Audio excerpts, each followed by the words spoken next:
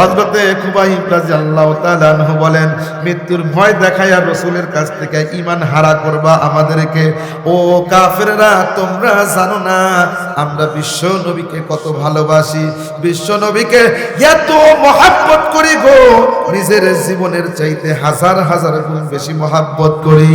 কারণ আল্লাহ রাসূল সাল্লাল্লাহু আলাইহি ওয়াসাল্লাম বলেছেন, তোমরা ততক্ষণ পর্যন্ত পরিপূর্ণ মুমিন হইতে পারবে না, ততক্ষণ পর্যন্ত তোমরা পরিপূর্ণ ঈমানদার হইতে পারবে না, যতক্ষণ পর্যন্ত নিজের জান, নিজের মাল, নিজের পরিবার পরিজন, বাবা মা, সন্তান সন্ততি সকলের চাইতে বিশ্ব নবীকে বেশি মহব্বত না করবা, ততক্ষণ পর্যন্ত তোমরা প্রকৃতপক্ষে পরিপূর্ণ মুমিন হইতে পারবা না। যার কারণে আমরা নবীকে নিজের জীবনের চাইতে ভালোবাসি, নবীকে আমাদের সন্তানের চাইতে ভালোবাসি, বাবার চাইতেও আমরা ভালোবাসি। বন্ধুগণ আমার, যার কারণে সাহাবায়ে কেরামগণ বলেন, আমাদের হিজরতের সময় কাফেরেরা আমাদের স্ত্রীদেরকে আটকায়া দিয়েছে, আমাদের সন্তানদেরকে আটকায়া দিয়েছে, আমাদের সম্পত্তিগুলোকে আটকায়া দিয়েছে, এবং তারা বলেছে তোমরা যদি হিজরত করো গো, তোমাদের স্ত্রীদেরকে দেওয়া হবে না, তোমাদের সন্তানদেরকেও দেওয়া হবে না, তোমাদের সম্পত্তিগুলোকে দেওয়া হবে না। কাফেরেরা যখন এই কথা বলেছে, সাহাবায়ে কেরাম মুস্কি হাসি দিয়ে বলেছে, ও কাফেরেরা, তোমরা এই সমস্ত জিনিস দেখিয়ে বিশ্বনবীর থেকে মহব্বত থেকে আলাদা করতে চাও, তোমরা জানো না আমরা নবীর সাহাবীরা নবীকে কত ভালোবাসি। জোরে বল সুবহানাল্লাহ। নবীকে কত ভালোবাসি তোমরা জানো না। এই তো মাত্র সম্পত্তি আটকায় বলতেছো, এইটার জন্য নবীর কাছে আমরা যাব না। আমাদের জীবন যদি চলে যায়, আল্লাহ যদি আবার জীবন দেয়, আবার যদি জীবন চলে যায়, আবার যদি জীবন আসে, হাজার বার নবীর জন্য হাসতে হাসতে জীবন দেব। ও কাফেররা, সম্পত্তি আটকাইছো আফসোস নাই, আমাদের স্ত্রীদেরকে আটকাইছো আফসোস নাই, আমাদের সন্তানদেরকে আটকাইছো আফসোস নাই, আমাদের জীবনের চাইতে হাজার হাজার গুণে বিশ্ব নবীকে আমরা মহব্বত করি। জোরে কোন সুবহানাল্লাহ। আমার বন্ধুগণ, যার কারণে সাহাবায়ে কেরাম নিজের বাবাকে ছাড়ছে, নিজের মাকে ছাড়ছে, কিন্তু বিশ্ব নবীকে তারা ছাড়ে নাই। আল্লাহ রাসূলের জন্য পাগল করা হয়ে চলে এসেছে। বন্ধুগণ আমার, আমি আপনাদের সামনে এই কথাটা তো আসতেছি, আয়াতের ভিতরেই তো আমি আসি, কিন্তু কথার প্রেক্ষিতে যেহেতু এসে গেল, বিশ্ব নবীর জন্য সব কিছু ছেড়েছে, কিন্তু নবীর মহব্বতকে ছাড়ে নাই। কিন্তু আজকে আমরা নবীর মহব্বত দাবি করি যে আমরা আশিকিন, আমরা নবীর মুহিব্বিন, নবীকে ভালোবাসি, কিন্তু আমাদের মুখের ভিতরে নবীর সুন্নতটা দেখা যায় না। কথা বলেন ঠিক কিনা? এমনকি অনেক মানুষ আছে বাইতুল্লাহ সফর করে এসেছে, কাবা শরীফ সফর করে এসেছে, হজ করে এসেছে, নবীর রওজা জিয়ারত করেছে, কিন্তু তাদের মুখের ভিতরে দাড়ি নাই। কথা কোন ঠিক কিনা? অনেক হাজি আছে, তাদের মুখের ভিতরে ক্লিন শেভ করে তারা চলে। ও বন্ধুগণ আমার, অনেক হাজি এমন আছে লোক দেখানো, তারা হজ করে, মানুষকে দেখানোর জন্য হজ করে, আসলে হাজি না, তারা হলো এক নম্বরের পাজি। কথা কোন ঠিক কিনা? কারণ আপনি যদি প্রকৃতপক্ষে যদি হাজি হইতেন, আপনি আল্লাহর কর্তব্য করে আসছেন, আপনার মুখে রাসূলের সুন্নাতটা থাকতো। কথা বলেন ঠিক কিনা? আমার বন্ধুগণ, গভীরভাবে লক্ষ্য করবেন, আল্লাহ রাব্বুল আলামিন অত্যন্ত সুন্দর করে পবিত্র কোরআনে কারীমের ভিতরে বলেন, কুলিল্লাহু ইহয়িকুম সুম্মা ইমীতুকুম সুম্মা ইয়াজমাউকুম ইলা ইয়াউমিল কিয়ামাহ। জোরে জোরে বলুন আল্লাহু আকবার। আল্লাহ রাব্বুল আলামিন বলেন, হে নবী, আপনি বলে দেন, আল্লাহু ইহয়িকুম, আল্লাহ রাব্বুল আলামিন তোমাদেরকে জীবন দান করেছেন, তোমাদেরকে জীবিত করেছেন। আপনারা জবানটা খুলে বলুন, আমাদের জীবনদাতা কে? আসতে বলবেন না কে? আমাদের জীবন দিয়েছেন একমাত্র আল্লাহ। আমি আর আপনি দুনিয়ার মধ্যে এসেছি, মনে করতে পারি এই জীবনটা এমনি এমনি হয়েছে, মনে করতে পারি বাবা জন্ম দিয়েছে, যার কারণে এই দুনিয়ার ভিতরে আমরা আসতে পেরেছি, যার কারণে আমরা দুনিয়ার ভিতরে যা খুশি তাই করব। এইটা যদি চিন্তা করে থাকেন তাহলে ভুল ভেবেছেন, কেননা আপনার এই জীবনটা এমনি এমনি আসে না। একজন যিনি দিয়েছেন, জবানটা খুলে বলুন তিনি কে? তিনি হলেন আল্লাহ। আল্লাহ রাব্বুল আলামিন বলেন, আমি আল্লাহ রাব্বুল আলামিন তোমাদেরকে জীবন দিলাম। এই জীবনটা পেয়ে তোমরা দুনিয়ার ভিতরে বাহাদুরি করো না, এই জীবনটা পেয়ে মন খুশি ভাবে তোমরা চলিও না, কেননা আমি আল্লাহ রাব্বুল আলামিন কোরআনে কারীম তোমাদের উপরে নাজিল করে দিয়েছি। এই কোরআনে কারীমের ভিতরে তোমাদের জন্য বিধান দিয়েছি। এই কোরআন অনুযায়ী যদি তোমরা জীবন পরিচালনা করতে পারো এবং রাসূলের সুন্নাহ অনুযায়ী যদি তোমরা চলতে পারো, আল্লাহর রাসূল বলেন, তাহলে কখনো তোমরা পথভ্রষ্ট হবে না, কখনো তোমরা গোমরাহ হবে না, জান্নাতের রাস্তা থেকে তোমরা বিচলিত হবে না। তোমরা ইহদিনাস সিরাতাল মুস্তাকিমের ভিতরে থাকবে, জান্নাতের রাস্তার ভিতরে তোমরা থাকবে। যার কারণে আল্লাহ রাব্বুল আলামিন বলেন, আমি এমন কোরআন নাজিল করেছি যেই কোরআনের ভিতরে বিন্দুমাত্র ভুল নাই। জোরে কোন সুবহানাল্লাহ। কোরআনে কি কোনো ভুল আছে? ভুলের অবকাশ আছে?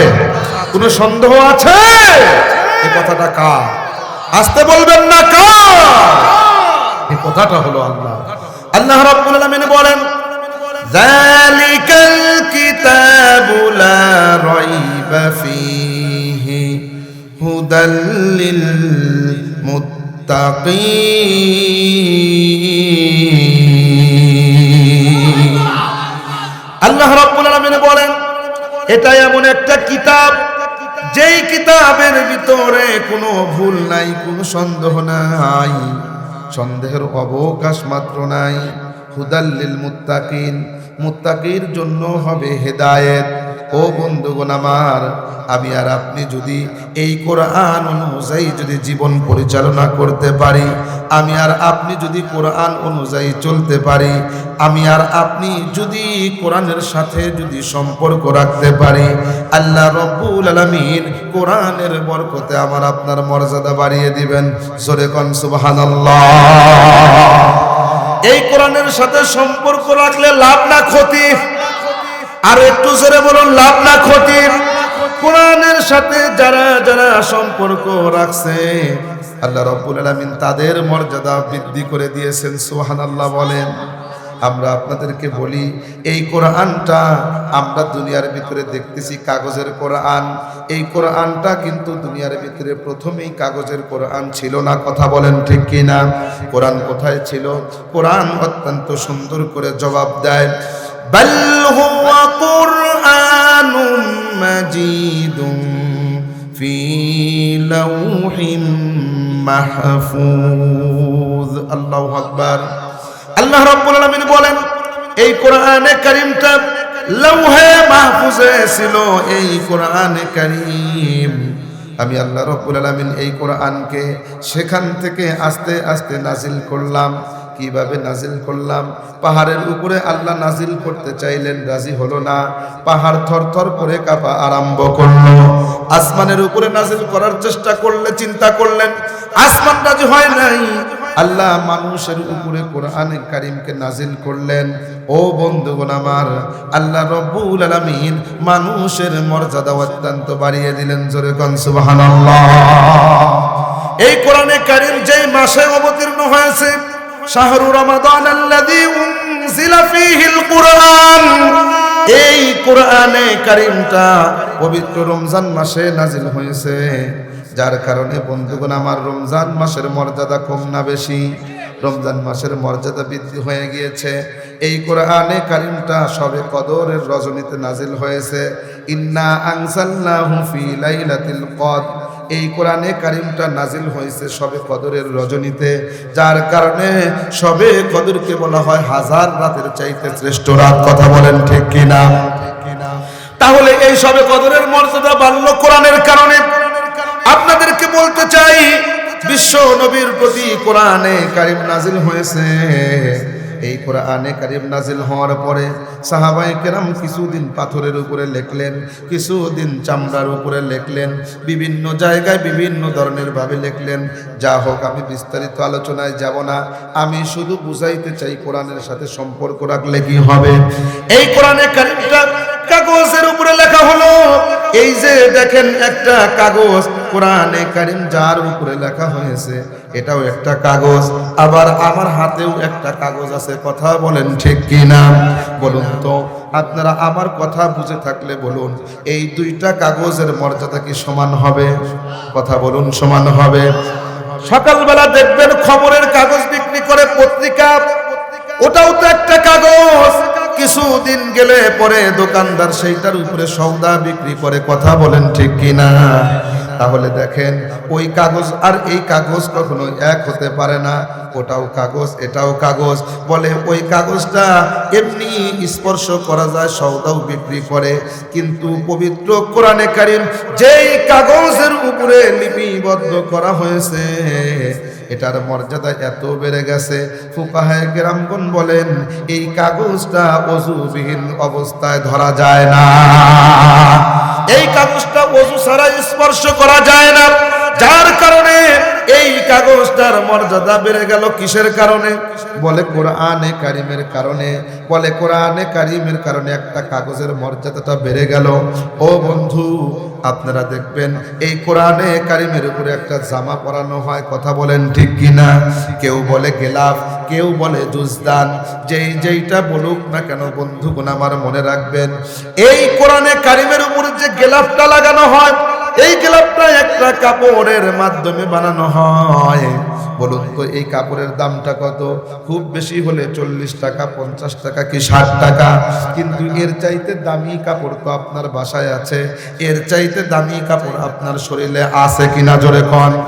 এর চাইতে দামি কাপড় আপনার শরীরে আছে, এর চাইতে দামি কাপড় আপনার বাসায় আছে গো।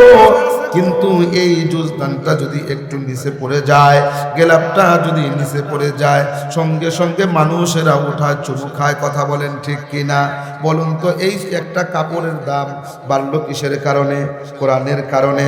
আর একটা কথা আপনাদেরকে বলতে চাই বন্ধুগণ আমার, এই কোরআনটা যার উপরে রেখে পড়া হয় এইটাকে বলা হয় রেহাল। এই রেহালটা একটা কাঠ দ্বারা তৈরি, কিন্তু লক্ষ্য রাখবেন এই কাঠের মর্যাদা মূল্যটা কত? বলে 50-60 টাকা বা 100 টাকা। কিন্তু এর চাইতে দামি কাঠ তো এই যে একটা সোফা আছে। কথা বলেন ঠিক কিনা? এর চাইতে দামি কাঠ আপনার বাড়িতে খাট আছে, এর চাইতে দামি কাঠের আলমারি, আসবাবপত্র আপনার বাসায় আছে। কিন্তু বন্ধুগণ আমার 70-80 হাজার টাকার খাট আপনার বাসায় আছে, কিন্তু পায়ের দ্বারা স্পর্শ হইলে মনের ভিতরে কোনো অনুভূতি জাগ্রত হয় না। কিন্তু মনে করবেন এই কোরআনে কারীমের যে রেওয়ালটা আছে, রেহালটা আছে, এই রেহালের সাথে যদি কোনো ব্যক্তির পাটা হঠাৎ করে লেগে যায়, আল্লাহর বান্দা সঙ্গে সঙ্গে রেওয়ালটা তুলে বুকে নেয়, আল্লাহর বান্দা সঙ্গে সঙ্গে রেওয়ালটা তুলে মুখে নেয়, চুমু খায়। বলুন তো এই অল্প টাকার কাঠের মর্যাদাটা বাড়লো কিসের কারণে? এইটার দামটা বাড়লো কোরআনের কারণে। ও বন্ধু, আলোচনাটা ভালো করে বোঝার চেষ্টা করবেন। এই যে একটা কাগজ, অল্প দামের কাগজ, এটার মর্যাদা কোরআনের সাথে সম্পর্ক রাখার কারণে যদি কাগজের মর্যাদা বেড়ে যায়, কোরআনের সাথে সম্পর্ক রাখার কারণে কাপড়ের মর্যাদা যদি বেড়ে যায়, কোরআনের সাথে সম্পর্ক রাখার কারণে যদি একটা রেওয়ালের মর্যাদা, কাঠের মর্যাদা যদি বেড়ে যায়, তাহলে যদি কোনো ব্যক্তি, যদি কোনো মানুষ কোরআনে কারীমের সাথে সম্পর্ক রাখে, তার মর্যাদা কি বাড়বে না? বলে এই কোরআনে কারীমের সাথে যদি একটা জড় বস্তু, যদি কাগজ, একটা জড় বস্তু কাপড়, একটা কাঠ, এইগুলা প্রাণহীন বস্তু, এইগুলা যদি কোরআনের সাথে সম্পর্ক রাখার কারণে তার দাম বাড়ে, কোনো মানুষ যদি কোরআনে কারীমের সাথে যদি সম্পর্ক রাখতে পারে, আমার আল্লাহ রব্বুল আলামিন তার মর্যাদাও 1000 গুণ বাড়িয়ে দেন। জোরে কোন সুবহানাল্লাহ। 1000 গুণ বাড়িয়ে দেন। কোরআনের কারিমের সাথে সম্পর্ক রাখার কারণে। দুনিয়ার বহুত মাহফিল আপনারা দেখবেন, রাজনৈতিক মঞ্চ দেখবেন, বিভিন্ন জায়গায় গানের মঞ্চ দেখবেন, ওগুলাও প্যান্ডেল, তাফসিরুল কোরআনের প্যান্ডেল। ওই জায়গায় বসলে রহমত নাজিল হয় না, বরং গজব নাজিল হয়। সেখানে থাকলে পরে গুনাহ হয়। তাফসিরুল কোরআন মাহফিলে বসলে পরে রহমত দ্বারা আল্লাহ ঢেকে দেন, ফেরেশতারা ঘিরে নেন, রহমত নাজিল করেন। বলেন তো, রাজনৈতিক মঞ্চ এবং গানের অনুষ্ঠানের চাইতে তাফসিরুল কোরআনের মাহফিলের মর্যাদা বাড়লো কিসের কারণে? বলে কোরআনের কারণে, কোরআনের কারণে, কোরআনের কারণে। কথা বলুন ঠিক কি না? বন্ধুগণ আমার, কোরআনের সাথে যে সম্পর্ক লাগাইছে তার মর্যাদা বেড়ে গেছে। কিভাবে বুঝবেন? একজন ব্যক্তির মনে করেন চারটা ছেলে, চারটা ছেলের ভিতরে একটা ছেলেকে মাদ্রাসায় দিল। আজকে তো দেখলেন 20 জন ছেলে পবিত্র কোরআনে কারিম মুখস্থ করে হাফেজ হলো, মাথায় পাগড়ি দেওয়া হলো। কথা বলেন ঠিক কি না? এই যে মাথায় পাগড়ি দেওয়া হলো, এখন আপনার যে বাকি আর 3টা ছেলে আছে, ওই 3টা ছেলে এবং এই হাফেজ সাহেবের মর্যাদা কি কখনো সমান হবে? কথা বলুন, সমান হবে? কেন সমান হবে না? বলে ওর সিনার ভিতরে আছে 30 পারা কোরআন। কথা কোন ঠিক কি না? এই কোরআনটা সিনার মধ্যে নেওয়ার কারণে এমন মর্যাদা বেড়ে গেছে। আল্লাহর রাসূল সাল্লাল্লাহু আলাইহি ওয়াসাল্লাম বলেন, কোন ব্যক্তি যদি কোরআনে কারিম মুখস্থ করলো, আল্লাহ রাব্বুল আলামিন কিয়ামতের ময়দানে বলতে থাকবেন, ও হাফেজে কোরআন, তুমি পড়তে থাকো, কোরআনে কারিম তুমি তেলাওয়াত করতে থাকো। আল্লাহর বান্দা যখন কোরআনে কারিম তেলাওয়াত করবে, একটা করে আয়াত পড়বে, একটা করে তালা অতিক্রম করবে, একটা করে তালা পড়বে, একটা করে আয়াত পড়বে, একটা করে তালা উপক্রম করবে, অতিক্রম করবে। এইভাবে কোরআনে কারিমের ভিতরে যতগুলো আয়াত আছে তত নাম্বার তালার উপরে উঠে যাবে। জোরে কোন সুবহানাল্লাহ। এই যে মর্যাদাটা হলো, আল্লাহ রাব্বুল আলামিন এই হাফেজে কোরআনকে বলবেন, ও হাফেজে কোরআন, 10 জন এমন ব্যক্তি যাদের উপরে জাহান্নাম ওয়াজিব হয়েছে, জাহান্নামের ভিতরে হাবুডাবু খাচ্ছে, এমন 10 জন ব্যক্তিকে তুমি সুপারিশ করে আল্লাহর জান্নাতে নিয়ে যাও। জোরে কোন সুবহানাল্লাহ। এই যে কোরআনে কারীম সিনার ভিতরে নেওয়ার কারণে তাকে সুপারিশ করার মর্যাদা দিবেন কে? আসতে বলবেন না কে? তাকে সুপারিশ করার মর্যাদা দিবেন আল্লাহ। ও বন্ধুরে, শুধু তাই নয়, একজন হাফেজ কোরআনের পিতা মাতাকে আল্লাহ রাব্বুল আলামিন মাথার উপরে নূরের মুকুট পরায়া দিবেন। জোরে কোন সুবহানাল্লাহ। মাথার উপরে নূরের মুকুট পরায়া দিবেন। এই নূরের মুকুট পরে তারা চলতে থাকবে, কিয়ামতের ময়দানের অন্ধকারের ভিতরে চলতে থাকবে। বলে তার পাওয়ারটা কেমন হবে? বলে সূর্যের আলোর চাইতে হাজার হাজার গুণ বেশি পাওয়ার হবে। জোরে কোন সুবহানাল্লাহ। এই পাওয়ারটার কারণে আল্লাহর বান্দা এই মাথার মুকুটের আলো দেখে দেখে সে জান্নাতের ভিতরে চলে যাবে। জোরে কোন সুবহানাল্লাহ। শুধু তাই নয়, যারা কোরআনে কারিম পড়তে পারে, এই যে কোরআনে কারিম যারা তেলাওয়াত করে, প্রত্যেকটা হরফ তেলাওয়াত করার কারণে 10টা করে নেকি লিখে দেন কে? আর একটু জোরে বলুন কে? শুধু তাই নয়, দুনিয়ার ভিতরে কত বিদ্যা আছে।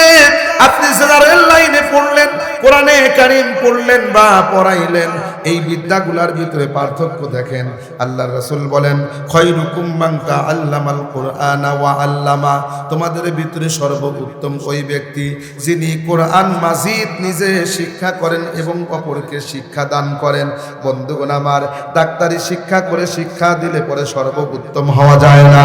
ইঞ্জিনিয়ারিং শিক্ষা করে শিক্ষা দিলে সর্বোত্তম হওয়া যায় না।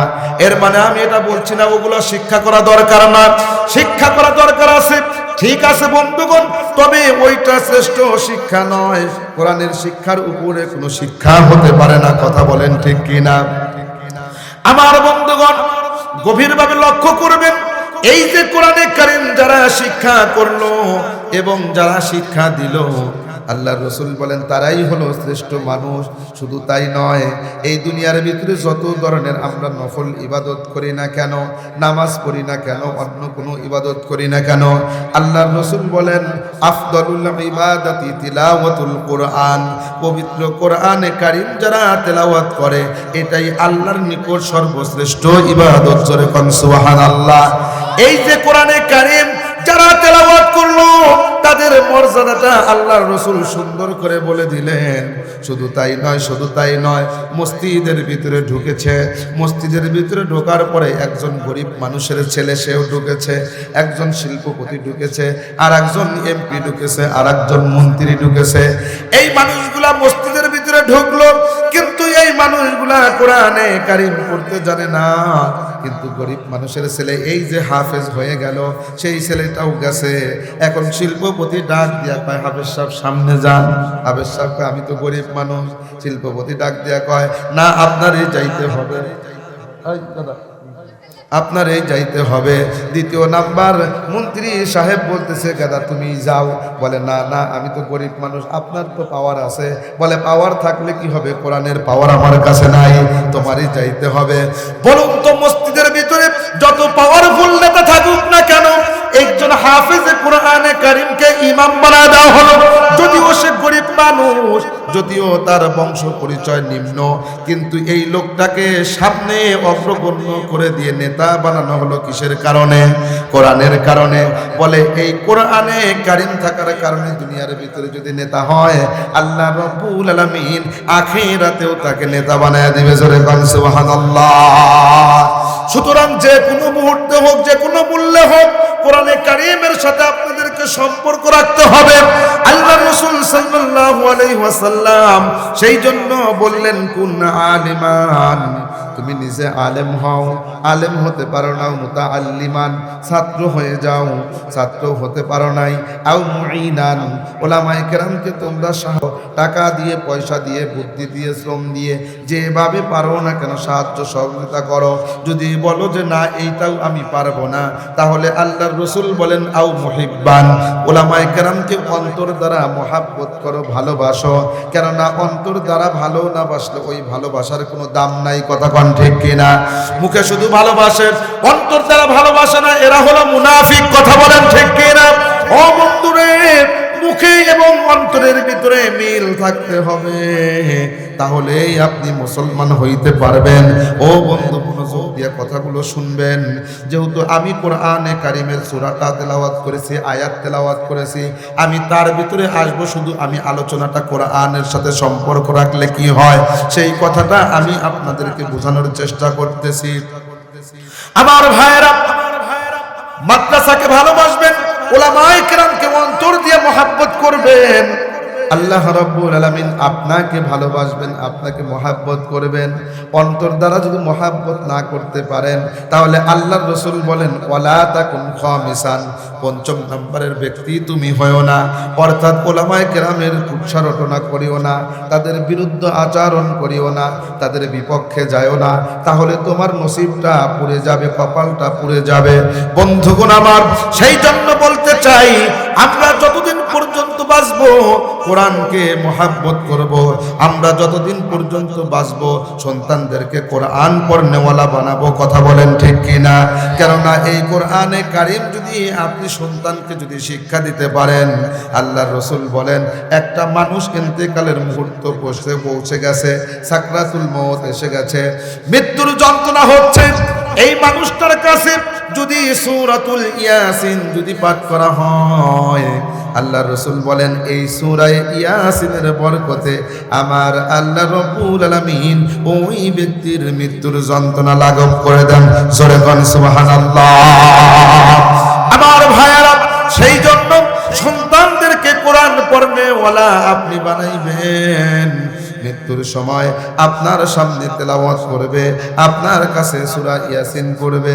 এমনকি আপনি যখন মৃত্যুবরণ করবেন, আপনার সন্তান আপনার জন্য আল্লাহর কাছে দোয়া করতে থাকবে। জোরে কোন সুবহানাল্লাহ।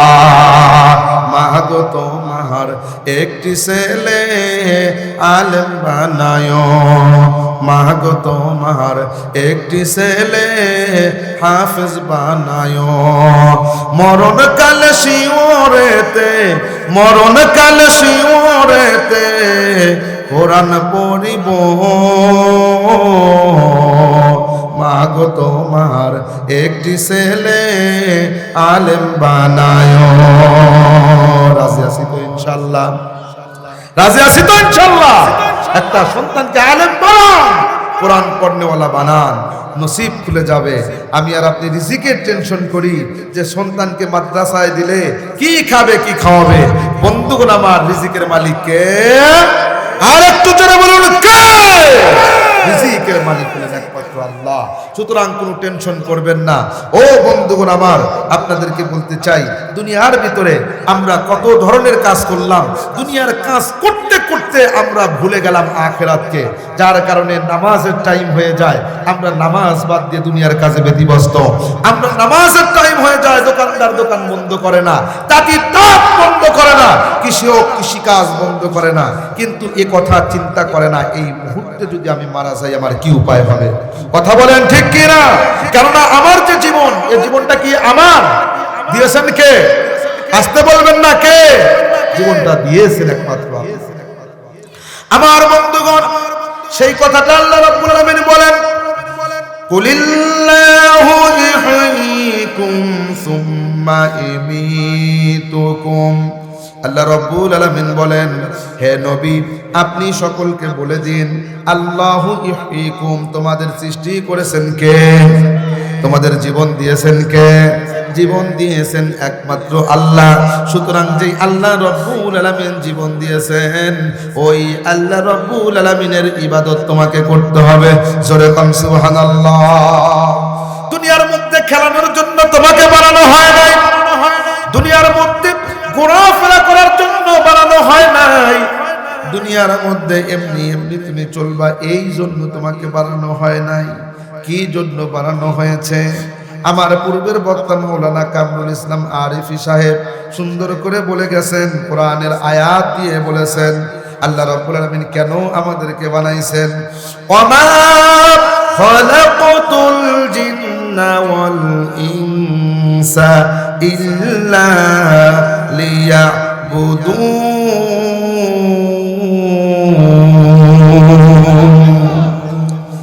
আর একটু জোরে বলুন আল্লাহু আকবার। আমার বন্ধুগণ, আল্লাহ রাব্বুল আলামিন মানুষ এবং জিন জাতিকে বানাইছেন একমাত্র তার ইবাদতের জন্য। আর এই ইবাদতটা যদি আমরা করি, করতে হবে কার জন্য? মানুষকে দেখানোর জন্য, নাকি মানুষ বড় দানবীর বলবে এই জন্য, নাকি মানুষ আমাদেরকে বুজুর্গ বলবে এই জন্য? বলুন তো, আমরা যত ধরনের ইবাদত বন্দেগী করব কার জন্য? আর একটু জোরে বলুন কার জন্য? আল্লাহর দেওয়া জীবন এইটা দিব কার জন্য? নাকি দুনিয়ার নেতার জন্য? দুনিয়ার নেতার জন্য নয়, দুনিয়ার জন্য নয়।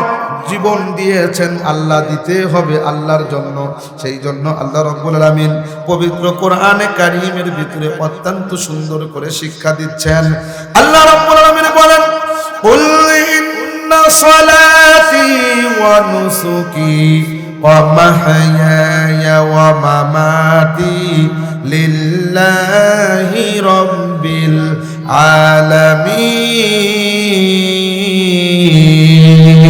আলামিন। আল্লাহ রাব্বুল আলামিন বলেন, কুল ইন্না সালাতি, হে নবী আপনি বলুন, ইন্না সালাতি, নিশ্চয় আমার নামাজ, ওয়া নুসুকি, নিশ্চয় আমার কুরবানি, ওয়া মাহইয়ায়া, নিশ্চয় আমার জীবন, ওয়া মামাতি, এবং আমার মরণ কার জন্য হতে হবে? লিল্লাহি রাব্বিল আলামিন,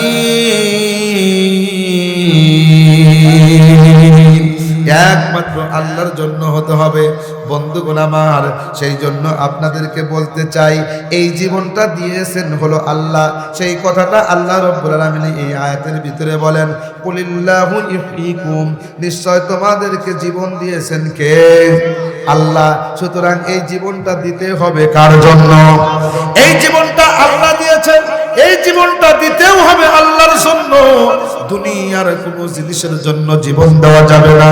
বন্ধুরে, আপনি যদি আল্লাহর জন্য যদি জীবন দিতে পারেন, ইসলামের জন্য যদি জীবন দিতে পারেন গো, যদি ইসলামের কালেমাকে সমুন্নত করার জন্য যদি জীবন দিতে পারেন, তাহলে মৃত্যু হইতে দেরি হবে, শাহাদতের মর্যাদা পাইতে এক মুহূর্ত দেরি হবে না। জোরে কোন সুবহানাল্লাহ। কিছু কিছু জায়গা জীবনটা দেওয়া অত্যন্ত আনন্দের কথা, বলেন ঠিক কিনা? ও বন্ধুগণ, আমরা তো বেঁচে থাকার জন্য চিন্তা করি গো, কিন্তু রাসূলের সাহাবী জীবন দেওয়ার জন্য চিন্তা করতেন। সুবহানাল্লাহ বলেন, কিভাবে চিন্তা করতেন? হযরতে খুবাইব রাদিয়াল্লাহু তাআলা আনহু, যেনাকে কাফেররা যখন ধরে নিয়ে গেল, কাফেররা নিয়ে গিয়ে হত্যা করবে, রাসূলের সাহাবীকে বলা হলো, বিশ্ব নবীকে তুমি একটু গালমন্দ করো, অথবা বিশ্ব নবীকে যদি গালমন্দ না করো ঈমানটা ছেড়ে দাও। আল্লাহর রাসূলের সাহাবী দেখে বলতেছে, কেন কেন? বলে, যদি ঈমানটা যদি ছেড়ে দাও অথবা নবীকে যদি গালি দাও, তাহলে আমরা তোমাকে হত্যা করব না, তোমাকে বাঁচিয়ে দেব। আল্লাহর রাসূলের সাহাবী ডেকে ডেকে বলতেছে, ও কাফেররা রে, নিজেদের উপরে আমাকে কিয়াস করো না। তোমরা জীবনকে যেরকম ভালোবাসো, যেরকম ভাবে জীবিত থাকাকে মহাব্বত করো, আমরা সাহাবীরা তার চাইতে 1000 গুণ বেশি মৃত্যুকে মহাব্বত করি। জোরে বল সুবহানাল্লাহ। কেননা আল্লাহর রাসূল বলেন, তুহফাতুল মুমিনিনাল মাউত, মুমিন ব্যক্তির মৃত্যু হলো উপহার স্বরূপ। মৃত্যুটা হলো মুমিন ব্যক্তির জন্য উপহার। কেননা মুমিন ব্যক্তি যখনই ইন্তেকাল করবে, সঙ্গে সঙ্গে কোথায় যাবে? জান্নাতে চলে যাবে, আল্লাহর সাথে তার সাক্ষাৎ হয়ে যাবে। তাহলে জান্নাতে যাওয়ার জন্য বড় বাধা হলো মৃত্যু। সুতরাং জান্নাতে যাওয়ার জন্য মুমিন ব্যক্তিরা সর্বদা মৃত্যুই কামনা করে। ও বন্ধুগণ আমার, তাদেরকে মৃত্যুর ভয় দেখায় কোনো লাভ নাই। হযরতে খুবাইব রাদিয়াল্লাহু তাআলা আনহু বলেন, মৃত্যুর ভয় দেখায় আর রাসূলের কাছ থেকে ঈমান হারা করবা আমাদেরকে। ও কাফেররা, তোমরা জানো না আমরা বিশ্ব নবীকে কত ভালোবাসি, বিশ্ব নবীকে এত মহব্বত করি গো, নিজের জীবনের চাইতে 1000 গুণ বেশি মহব্বত করি।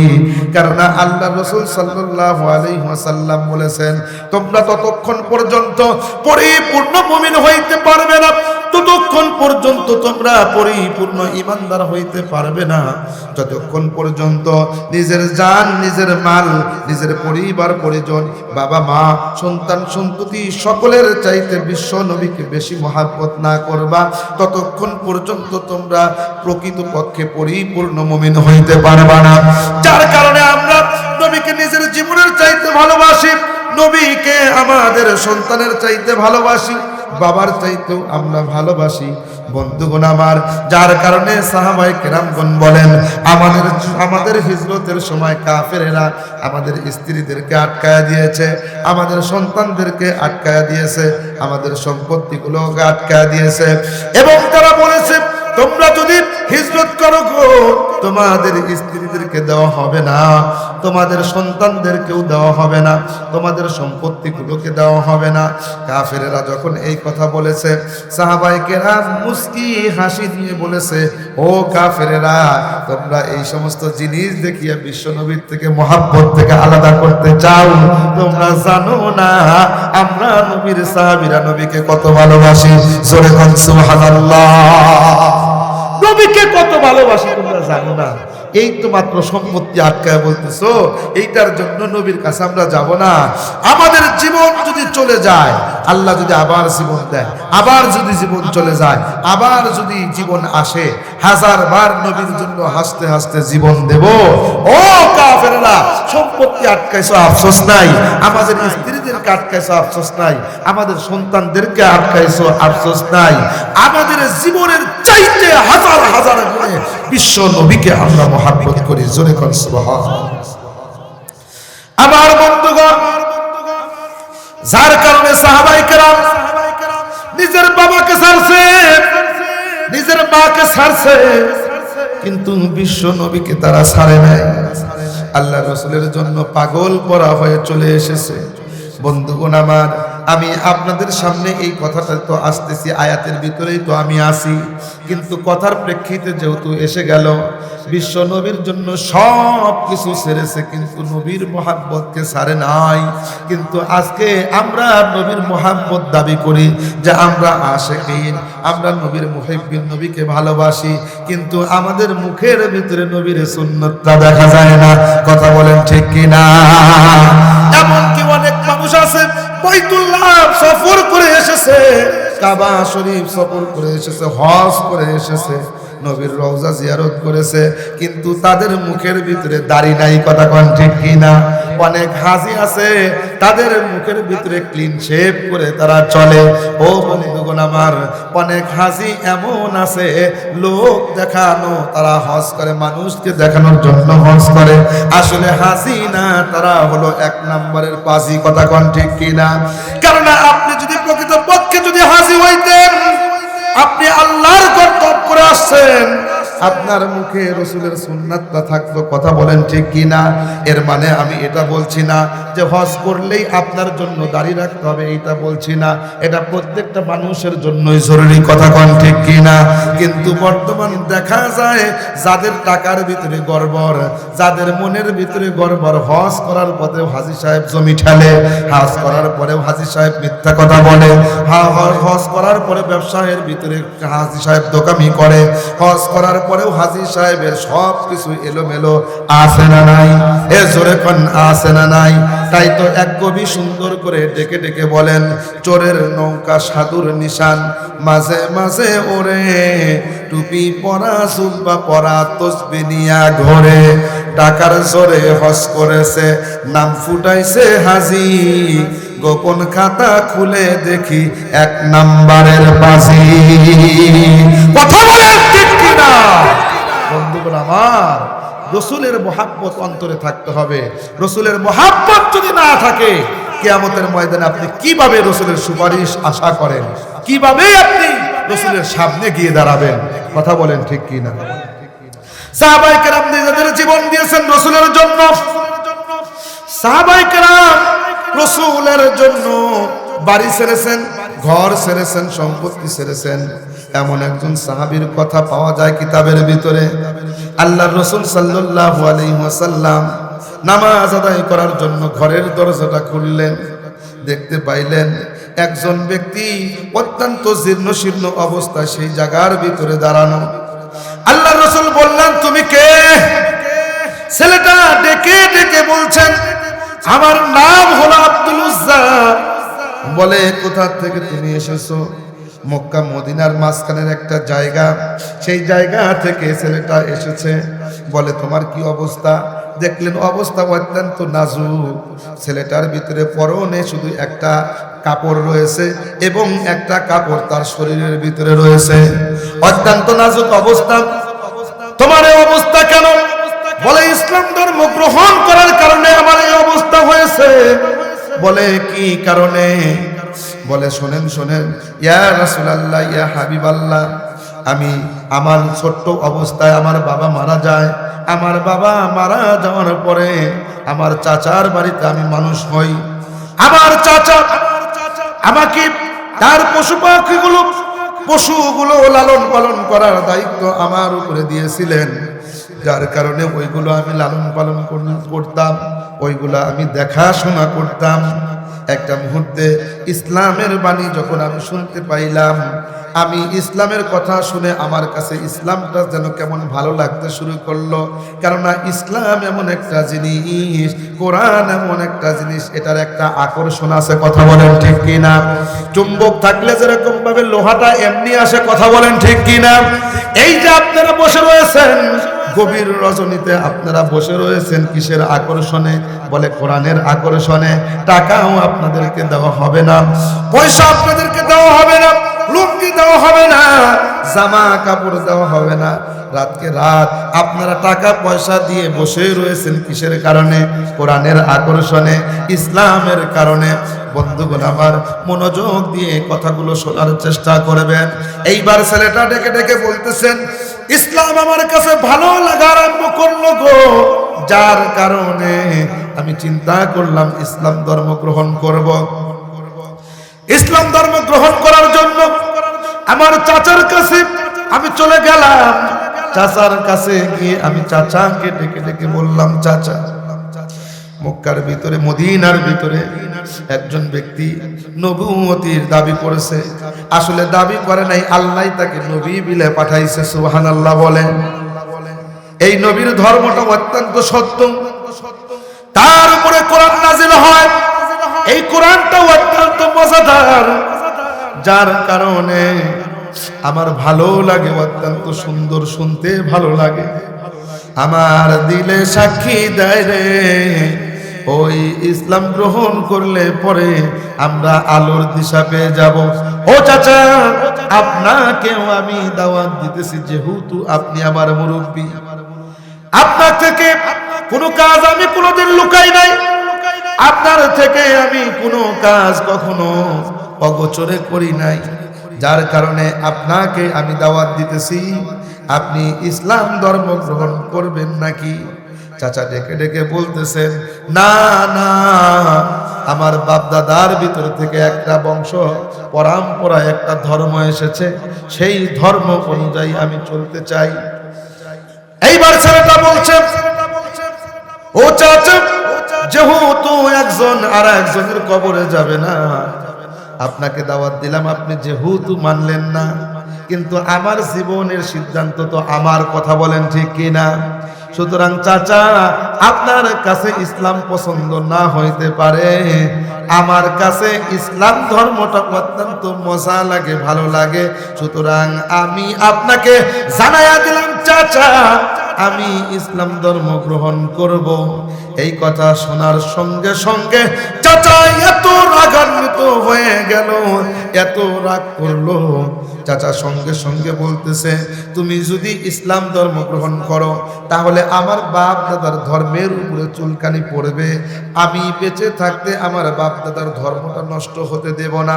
যার কারণে তোমাকে বলি, তুমি যদি আমাদের ধর্মের উপরে যদি তুমি থাকতে পারো, তাহলে তোমাকে টাকা পয়সা যা দিয়েছি এর চাইতে আরো দেব, আমার সম্পত্তি যা কিছু আছে এগুলার ভিতর থেকেও তোমাকে অনেক কিছু দিয়ে দেব, তোমার সুখের কোনো কমতি থাকবে না।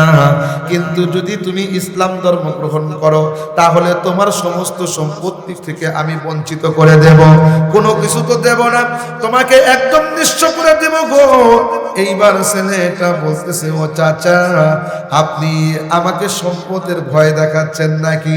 আপনি যদি তামাম দুনিয়া এক পাল্লায় যদি আপনি উঠান এবং ইসলামকে আর এক পাল্লায় উঠান, আমি রাসূলুল্লাহর ইসলামকে আমি পছন্দ করব।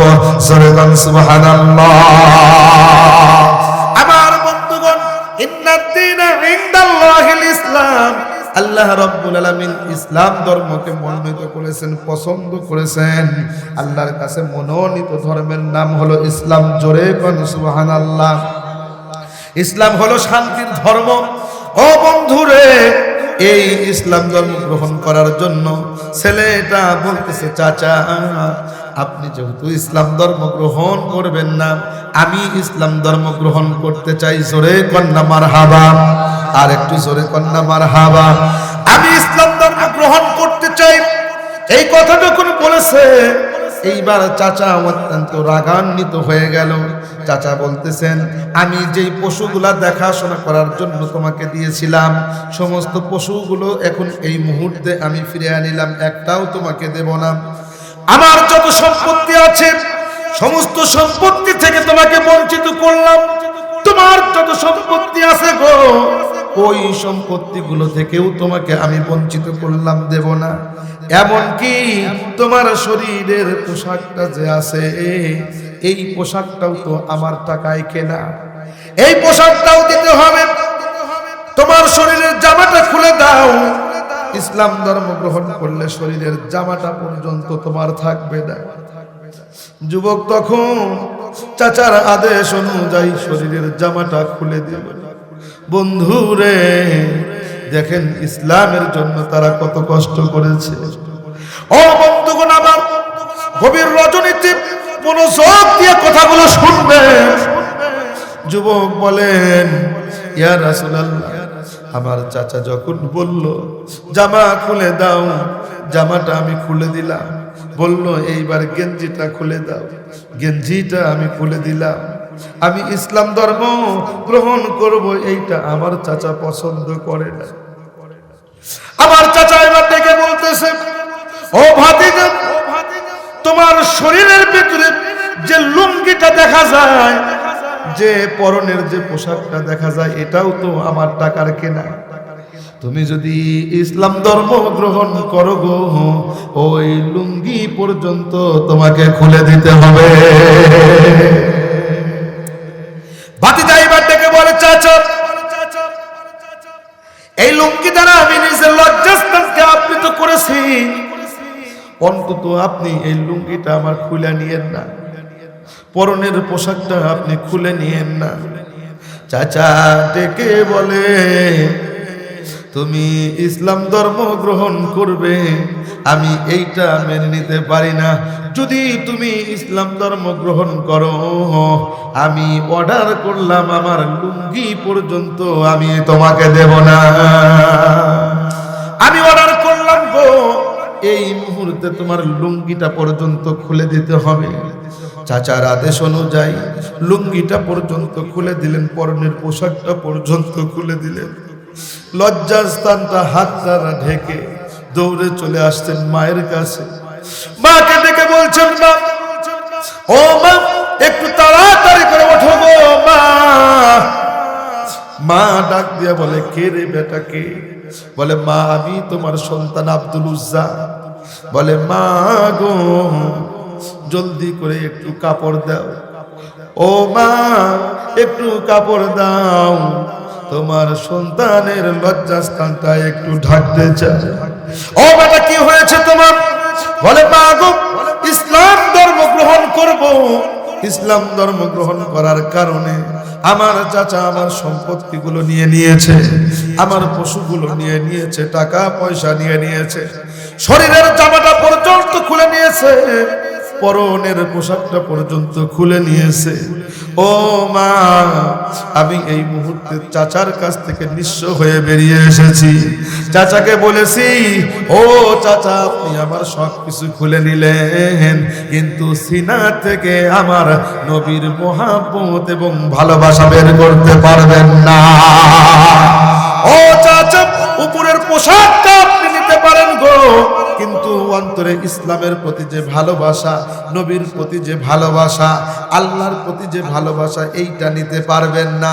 বন্ধুরে আল্লাহর প্রতি ভালোবাসা যাদের অন্তরের ভিতরে ঢুকছে, এই মানুষগুলা জীবন দিতে পারে, কিন্তু ঈমান কখনো তারা বিলিয়ে দিতে পারে না। যার কারণে আমরা কিতাবের ভিতরে খুললে পাই, ও বন্ধুরে রাসূলের সাহাবী হযরত বেলাল রাদিয়াল্লাহু তাআলা আনহু তার বুকের উপরে অত্যন্ত মস্ত বড় পাথর যখন দিয়ে দিয়েছে, রাসূলের সাহাবী বেলাল রাদিয়াল্লাহু তাআলা আনহুকে গরম বালির ভিতরে রেখে দিয়েছে। বেলাল রাদিয়াল্লাহু তাআলা আনহু সহ্য করতে পারে না, দুই হাতের ভিতরে পেরাক লাগায়া দিয়েছে। বলছে, ও বেলাল কালেমা ছাড়ো, কালেমা ছাড়ো। গলাতে রশি লাগায়া বেলাল রাদিয়াল্লাহু তাআলা আনহুকে বখাটে ছেলেদের অধীনস্থ করে দেওয়া হয়েছে। তারা এলাকার ভিতরে টেনেছে, ঘোড়ার পিছনে ধরে ধরে বেলালকে টেনেছে। বেলাল অন্য কোনো শব্দ বলে নাই, বেলাল বলেছে আহাদ আহাদ। এই যে আহাদ আহাদ শব্দ হযরতে বেলাল বলেছে। বেলাল রে ডাক দিয়া কয়, বেলাল আহাদ আহাদ বলে তুমি কি বুঝাও? বেলাল বুঝাইতে চায় তোমরা আমার জীবনটা নিতে পারো, কিন্তু অন্তর থেকে এক আল্লাহর ঈমান নিতে পারো না। আমার জীবনটা তোমরা নিতে পারো এতটুকু পর্যন্ত নিয়ে নাও, আমার জীবন কোনো অসুবিধা নাই। কিন্তু এই সিনার মধ্যে যে ঈমানটা ঢুকছে, এই আমরা সাহাবীরা জীবন দিতে পারি, কখনো ঈমান দিতে পারি না। সুতরাং আমাদের মারতে পারো, অসুবিধা নাই। অন্তরে এক আল্লাহর আহাদ আহাদ জিকির আমাদের অন্তরে সব সময়। জোরে কোন সুবহানাল্লাহ। হযরত আম্মার বিন ইয়াসির রাদিয়াল্লাহু তাআলা আনহুকে পর্যন্ত কষ্ট দিয়েছে, গরম কয়লার উপরে তাকে রেখেছে। গরম কয়লার উপরে রাখার কারণে পিঠটা একদম ঝলসে ঝলসে চর্বিগুলো বের হয়েছে। বন্ধুরে কিন্তু তথাপি ঈমান তিনি ছাড়ে নাই। ওমর ফারুক রাদিয়াল্লাহু তাআলা আনহু বললেন, ও ভাই তোমাকে কেমন কষ্ট দিয়েছে? পিঠের কাপড়টা যখন উঠাইলেন, হযরত ওমর ফারুক রাদিয়াল্লাহু তাআলা আনহু চোখের পানি রাখতে পারলেন না। দেখলেন পিঠের ভিতরে হযরতে আম্মার বিন ইয়াসারের পিঠের ভিতরে কেমন যেন উঁচু নিচু দেখা যায়। বলে এমন উঁচু নিচু কেন গো, এত দাগগুলো কেন? বলে ইসলাম ধর্ম গ্রহণ করার কারণে, কালেমা মুখে বলার কারণে, নবীর পক্ষ নেওয়ার কারণে কাফেরেরা আমাকে গরম কয়লার উপরে রেখেছে। এই গরম কয়লার উপরে রাখছে, এমন অবস্থায় রাখছে যার কারণে পিঠের থেকে চর্বিগুলো বের হয়ে চলে গেছে, তথাপি ইমানটা ছাড়ি নাই। কেননা আমাদের জীবনের চাইতে আমাদের অন্তরে ইমানের মর্যাদা হাজার গুণ বেশি। জোরে কান সুবহানাল্লাহ। রাসূলের সাহাবীরা এইরকম কষ্ট করেছে আমার বন্ধুরে। গভীর রজনীতে মনোযোগ দিয়া শুনবেন, আমি আপনাদের সামনে যেই কথাটা বলতেছিলাম, এইবার যুবক ডেকে ডেকে বলতেছে, ও মা কাপড়টা দাও গো মা। চাচাকে বলেছি কাপড় নিয়েছেন, কোনো অসুবিধা নাই, ইমান তো নিতে পারবেন না, সব দেব, সম্পত্তি জমি জমা সব কিছু আপনাকে দিয়ে দেব, কিন্তু ইমানের বাতি অন্তরে জ্বলে গেছে, এই বাতি আপনি কখনো নিভাইতে পারবেন না। জোরে কোন সুবহানাল্লাহ। ও বন্ধুরা আমার, এই ইমানের বাতি নিভানো যায় না। যাদের অন্তরে ইমানের বাতি জ্বলেছে তারা জীবন দেয়, ইমান দেয় না। আমি আর আপনি ইমানদার, 2-4টা টাকার জন্য একটু বিভিন্ন মিশনারি থেকে মাটি ফালাইয়া দিলে পরে, 2টা ছাগল দিলে পরে ইমানটা বিক্রি করে দিয়ে অন্য ধর্ম গ্রহণ করি। আমার আর আপনার ইমান আর সাহাবায়ে কেরামের ইমান, রাসূলুল্লাহ সাল্লাল্লাহু আলাইহি সাল্লাম বলেছেন, ইরশাদ করেছেন, শেষ জামানায় এমন একটা অবস্থা হবে যে মানুষ সকালে ইমানদার বিকালে বেঈমান, বিকালে ইমানদার সকালে বেঈমান, এমন অবস্থা হবে